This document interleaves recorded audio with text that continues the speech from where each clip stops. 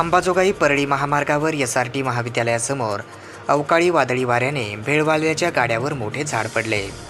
हे झाड कोसळल्याने सुदैवाने तो तेथे नव्हता, म्हणून मोठी जीवितहानी टळली आहे. ही घटना आज रविवार दिनांक 26 मे रोजी दुपारी 4 वाजता घडली आहे. यामध्ये हातगाड्याचे मोठे नुकसान झाले आहे. यावेळी त्या ठिकाणी सर्व वाहतूक ठप्प करण्यात आली होती. सदर घटना एस.आर.टी. महाविद्यालयाच्या समोर घडली आहे. कारण या दुर्घटनेत तेथे लावलेले सर्व हातगाड्यांचा चुरा झाला आहे.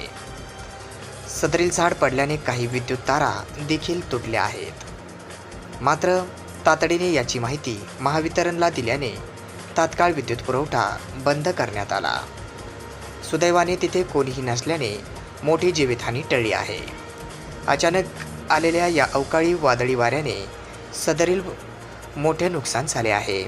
ही घटना आज रविवार दिनांक 26 मे रोजी दुपारी 4 वाजता घडली आहे.